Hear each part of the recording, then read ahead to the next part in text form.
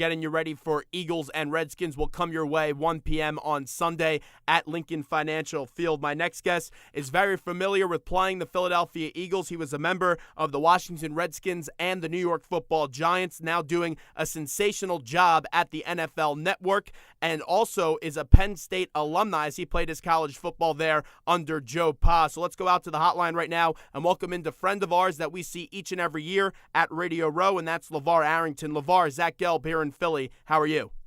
Very well, Zach. How are you? Well, I'm doing great, and I appreciate you joining us today. And we actually just talked to Chad Dukes a few moments ago on our radio show, and I know you're still with him for 2 days at 106.7 The Fan, but you've done a great job so far on the NFL Network. And by the way, you can see LaVar on the NFL Network's NFL AM, which airs Monday through Friday, starting at 6 a.m. Eastern Time, and I was watching you today. So first off, congratulations, and how do you like the new TV gig? Thank you. It's a great gig, man. I really enjoy doing it, and I'm very passionate about the game of football. And doing sports talk radio, as you know, you got to be able to talk about everything. You can't be a one-trick pony, so to speak. So having an opportunity to work at the NFL Network, I really get to focus in on one particular sport and be the best at it that possibly can be. So it's good. No doubt about that, and the only problem I would have to imagine is, because I wake up at 9 a.m. because I don't have my show until 11, is that you got to wake up bright and early for a 6 a.m. show. How is that life treating you? Can you imagine that, bro? On Pacific time, I have to wake up at basically 11:30 to get myself ready for my day. 1 a.m. production meeting and 3 a.m. start time. So it's a grind, it's a challenge, but it's very gratifying, and I enjoy being able to get up and give the people information and entertainment at the same time, waking up in the morning. So what was worse, taking hits in the NFL or going out there and getting up that early? What's tougher on the body? Well, I think you know. We all know which one is tougher. I always say, people ask me, is it hard doing the hours? I said I could be waking up to dig ditches, you know. So I take that. We're talking to LaVar Arrington from the NFL Network. Okay, let's get to this whole AP incident. I thought the Vikings eventually did the right move. I did not agree with them with the statement that they made Monday, believing in due process, just because of what actually happened, and AP pretty much omitting what events did take place. What's your reaction to the AP news as he's been placed on the commissioner's exempt list? Well, first of all, once you're in media for so long and you start really paying attention to stories that break year in and year out, week by week, day by day, nothing really surprises me at this point. It's been a hard go of it as of late for the National Football League, but when I heard the news breaking about AP, you say to yourself, you know that the Vikings have to take a definitive stance on the situation, just like I would anticipate the same thing is going to take place with Hardy. In Carolina, you can't sacrifice the whole for a singular part. And I tell guys all the time when I'm mentoring and talking with guys as the transitional coach in the National Football League, as someone who really believes in trying to help empower our youth and players to be able to live productive lives. You have to take the time out to think twice and 3 times before you make decisions, because ultimately those things can catch up to you, and it's just not something that you want to be a part of your brand. It's not something that you want to be associated with the brand that you work for. It's just a lose-lose situation when you're irresponsible with your actions. And so to every action, there's an equal and opposite reaction, and the repercussions of what he did is now he's sitting at home watching guys that he sweat with and prepared with for a season have to do it without him because of, in my opinion, selfish acts. It really is sickening, and I don't get what goes through a human being's mind to hit a child that is especially 4 years old, that is so defenseless. And now we see the commissioner and the Vikings, they come out and put him on the commissioner's exempt list. You mentioned Hardy, you mentioned McDonald. Is this just going to start to lay a blueprint foundation of how to punish a player when they commit these disgusting and heinous acts off the field? I mean, you would have to assume at this point there has to be zero tolerance for any of these things taking place. And if they do take place, you have to deal with that. You have to deal with what comes with that. And if the NFL is going to clean up its reputation and move on from this, they have to take strong stances from here on out. So you can anticipate and expect that guys, I don't care how big the names are, because these are some really, really big names that are attached to these, attached to these situations. So you'd have to assume from here on out, guys are going to be held accountable, and it doesn't matter what your salary is or what your name recognition is. If you do something that brings reproach upon yourself in the shield, you're going to be done. This is going to be a tough question, but in years past, we've seen people that have killed people or people that have killed dogs re-enter the league and be able to get their second chance. Adrian Peterson, he's a running back. He's only getting older, although he's the best running back in the game. Do you believe that Adrian Peterson played his last game as a member of the Minnesota Vikings, or do you think he has another year or two left with him in Minnesota? He's 30 years old. To be honest with you, it really doesn't matter. At this point, when you really think about it, you think about the man first rather than thinking about his career. I think that when we look at the past and we saw Mike Vick have an opportunity to redeem himself within the National Football League, there's been guys like Dante Stallworth and Leonard Little that have had vehicular homicides, and they were able to come back into the league and play and be productive as well. I just think we're in a new day and age, and things that were tolerated before aren't going to be able to be tolerated anymore because of public opinion. And so, this isn't the first time that a player has been a part of domestic, abuse. So to me, what's more important is the man rehabbing himself and looking at the world differently. Adrian Peterson hopefully has learned a valuable lesson that more importantly than losing your opportunity and your ability, the privilege, not the right, the privilege to make $1 million+ playing a game that you were able to play as a youth, that you have to be a responsible adult. You have to be a responsible father, and understanding that going overboard with disciplining your children is you're walking a fine line, and you never want to cross that line to where you have at this point. You never want to injure your children. Discipline is discipline, but injuring your children is injuring your children. And I think that that's the bigger issue here, and the bigger concern is whether he ever plays another down for the Vikings again, whether he ever plays a down of football again. What's more important is that he realizes why he's in the situation that he's in, rather than figure out how you get out of the situation that you're in. You dig? I agree with you 110%, because AP needs to realize that you can't hit children, and Ray Rice needs to realize that you can't hit women as well. And hopefully these NFL players starting to get it, because it really puts a bad image on the league, especially like good guys that have played in the league like yourself and the other great guys in this league, because it's really putting a black eye on the National Football League. As we're spending a few minutes with LaVar Arrington, and LaVar Arrington is an NFL Network analyst, and you can follow him on Twitter at LaVar Arrington. Let's get to some football on the field. Eagles' big story here in town this week is Deshaun Jackson coming back to Lincoln Financial Field. Now, he's not healthy, as he has suffered that shoulder injury up against the Jaguars. Do you think Deshaun will play come Sunday? What are you hearing?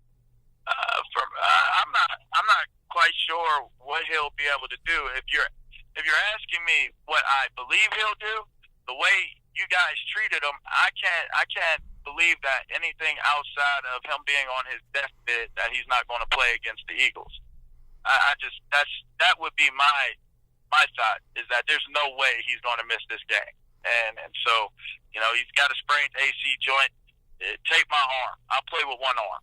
I know for me, that was one of the biggest things for me. Outside of blowing my Achilles tendon, I wanted to see the Washington Redskins twice that season. And there wasn't going to be anything outside of not being able to walk or run or death itself that would keep me from having the opportunity to try to win and look at Dan Snyder after we won the game. And I got an opportunity to do it one time. I unfortunately didn't get a second time because of an injury. So I can't assume at all that he would not be available for this game. LaVar, when you look back at the decision to release Deshaun Jackson, at the time there was talks that he was affiliated with the gang or he was labeled as a distraction in that Eagles locker room. Ultimately, why do you think Chip Kelly and the Eagles brass decided to release Deshaun Jackson and end his tenure here in Philadelphia? Ultimately, I think it's because he felt he could do it without him. Chip Kelly felt he could do it without Deshaun Jackson and do it with the guys that he had, and that's fine. I don't think anybody should judge him for feeling as though he could get it done without one player in particular. You know, the problem that I had with it when I heard about it and we were reporting on it was the way they went about it. Don't try to assassinate the young man's character because you don't want him on your team anymore. Don't sit there and the reason why I was sympathetic to it is because they did the same thing to me in Washington where our relationship had ran its course, and instead of just saying, look, we're at the end of it, you know, we don't want you to play here anymore, and that's fine. They instead tried to justify not playing me until they could figure out how to get rid of me by basically putting it out there that I was this stupid jock that couldn't learn football, and so I have very little respect when organizations, and whether it's an individual acting on their own or if it's an entire organization that comes up with schemes to be able to minimize a player's worth to be able to justify getting rid of them. They knew that in Philadelphia that Deshaun Jackson was a likable personality. He's someone that the fans really bought into. And so it wasn't going to be the easiest thing to just get rid of him. Just say you don't want him anymore. Just say that you feel like, okay, you said he's a distraction, so you hinted to you not wanting to deal with him. But when I see things like that take place, I ultimately felt like the organization was intimidated by me when they did that to me. And so I would assume that they were probably at some point intimidated by the presence that Deshaun Jackson had within that locker room and within that city. A few more here with LaVar Arrington from the NFL Network, and a big topic of conversation here in Philadelphia once they let Deshaun Jackson go is who was going to replace his 1,000 yards of offense. They got the gift from the New Orleans Saints in bringing in Darren Sproles. He's been their offensive MVP through 2 games, and Zach Ertz has looked well. What's impressed you so far with the Energizer Bunny Darren Sproles and the big pass-catching tight end in Zach Ertz? Well, that is the Eagles' saving grace is Sproles and Shady McCoy. I think Ertz, I think Ertz is a fine tight end and has a ton of potential. So when you look at the players that they have, if Macklin can stay healthy, we haven't really heard much from Riley Cooper this season. But when you look at the type of weapons that Philly has, you would say that they have the opportunity to do well this season. I'm still not sold on Nick Foles. I'm sorry. You know, a lot of people give me flack. Oh, they're 2-0. It's 2 games, and you guys beat Jacksonville, and you beat. You had a good game this past game and beating the Colts. I honestly believe that you guys wore the Colts down. They weren't prepared to play at that pace. The question is, when you're talking about that pace, you're talking about the offensive line and being able to sub in and sub out Sproles and LaShawn McCoy, and so you're wearing guys down. What happens when these teams start to get in season condition and they can keep up with that style of offense? That's what I'm intrigued about and interested to see is once they get into the meat of this season and to the schedule. You know, we can look at what they did last year. I think we all know they started off pretty fast last year as well before they kind of topped off. So, look, last year Foles had an amazing season statistically. The team had a pretty good year. Can Foles be that guy this year when you're not able to use Shady and Sproles the way that they're working right now? And if they're able to continue to use Shady and Sproles that way, then it's a non-issue.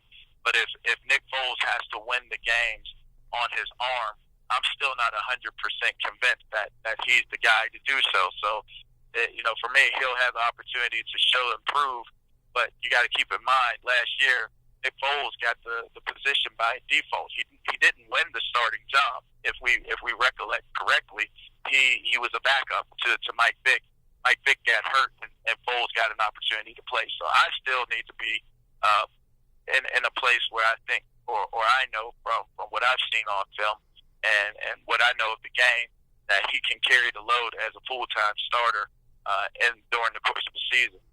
Let me ask you another quickie, and then we'll let you run as we're talking to LaVar Arrington. Let's get to the Washington Redskins quarterback situation. RG3, he got hurt in that game, and he suffered 3 injuries through his short NFL career, and now they go to Kirk Cousins. What would you say to RG3, though, if you could sit him down, because you dealt with some injuries? Is it just not in his physical makeup to stay healthy for a full NFL 16? It's not for me to answer if he can stay healthy for an entire NFL season. I think it's kind of what your body of work is. He stayed pretty healthy his rookie season. Since then, he stayed healthy his last season. He just wasn't very productive, and then he gets hurt this year. It's freak accident, maybe not. I just wish that I have said what I've had to say in regards to him over the airways on the radio is that talk more, be seen and heard less, and do your work. Stay at it and learn how to be a quarterback and learn how to be a professional on the field. He has it mastered off the field in the way that he conducts himself, in the way that he interviews, but he's got to learn to be that consummate professional on the field as well. And I think that's why there's a conversation that continues to be had about who's going to be the quarterback of this team. But I ultimately say, if you're going to look at Robert Griffin III, you gave up everything that you did in terms of draft picks be able to get that young man on your team, and regardless of what happened with Mike Shanahan in the past or this injury right now that happened to Robert Griffin III, if you're saying that he is your franchise quarterback, then you stick to that. I don't know. I don't understand why it's so hard to say when Robert Griffin III is healthy and comes back from his injury that he's we don't know what he's going to be. I made the example, if it's Tom Brady, if it's Peyton Manning, if it's Drew Brees, and they're injured, and the backup quarterback is having a ton of success and they're making a playoff run, are you going to keep Tom Brady? Are you going to keep Peyton Manning on the bench? And people would say, well, he doesn't have the same success as what those guys have had. It doesn't matter. You've labeled him your franchise quarterback. So if you've labeled him your franchise quarterback, there should be no quarterback controversy, first and foremost. And secondly, I think that Robert needs to stop worrying about what so many people think and how they view him, and just focus in on being the best quarterback that he can possibly be once he comes back from his injury. Remember, you could see LaVar on NFL Network's NFL AM, which airs Monday through Friday starting at 6 a.m. LaVar Arrington, former NFL player with the Redskins and Giants, now doing a great job with the NFL Network and still 106.7 The Fan. LaVar, we appreciate a few minutes today. Thanks so much. You're always great with us, and we'll see you at Radio Row. All right, Zach. Appreciate you having me on, my friend.